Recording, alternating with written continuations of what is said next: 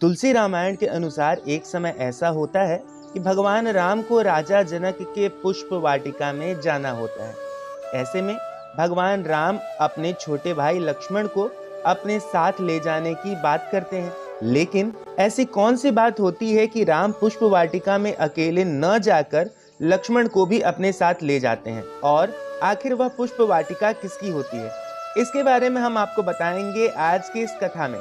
लेकिन इसके लिए ज़रूरी है कि आप इस वीडियो को अंत तक देखें, और हाँ, अगर आपने अब तक इस चैनल को सब्सक्राइब नहीं किया तो यह काम तुरंत कर लें, ताकि ऐसी कथाओं का श्रवण आपको हमेशा करने को मिलता रहे। मार्गशीर्ष महीने के शुक्ल पक्ष की पंचमी तिथि पर श्रवण नक्षत्र में सीता राम विवाह की परंपरा है।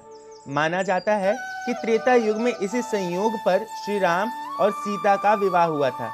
इस दिन को विवाह पंचमी कहा जाता है। सीताराम विवाह से जुड़े प्रसंग वाल्मीकि रामायण और तुलसीदास रचित रामचरितमानस में बताए गए हैं, जिनसे कई बातें सीखने को मिलती है। तुलसी रामायण यानी रामचरितमानस में श्री राम और सीता का पुष्प वाटिका प्रसंग बताया गया है। श्री राम और सीता के विवाह से पूर्व का यह प्रेम अत्यंत पवित्र है। ये भाव और मन के तल पर प्रेम और स्नेह की पराकाष्ठा है।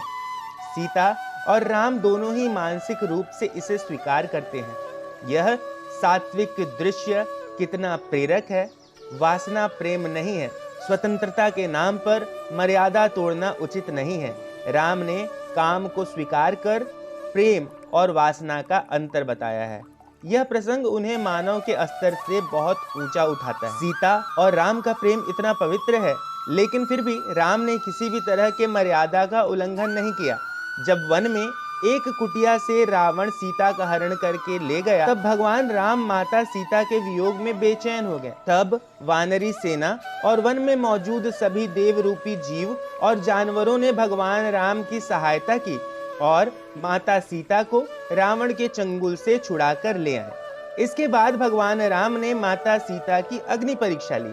ऐसा इसलिए किया गया क्योंकि भगवान राम मर्यादा में बंधे हुए थे, और अगर वह ऐसा नहीं करते हैं तो उन्हें उस समाज को जवाब देना होता जिस समाज में वे रहते हैं।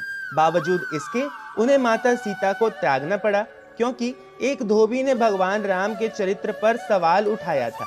लेकिन इन सब के बावजूद भी भगवान राम का प्रेम माता सीता के प्रति कभी कम नहीं हुआ, क्योंकि यह प्रेम विवाह के पहले से ही दोनों को आपस में बांधता था। यह प्रेम काम वश में नहीं था।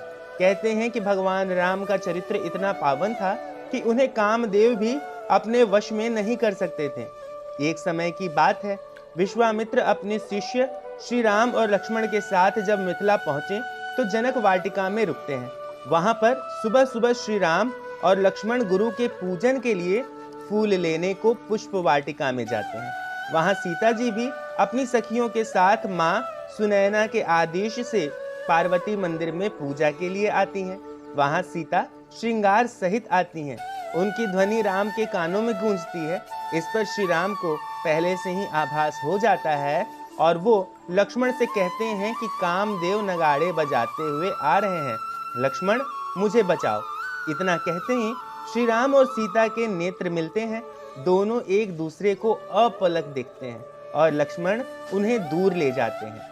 इसके बाद सीता माता पार्वती के मंदिर में आकर अपने प्रार्थना देवी को अर्पित करती हैं और श्री राम को पति के रूप में प्राप्त करने की विनती करती है। वहीं सरल स्वभाव के श्री राम पुष्प लेकर गुरु के पास गए। उन्होंने अपने गुरु को सारी बात बता दी।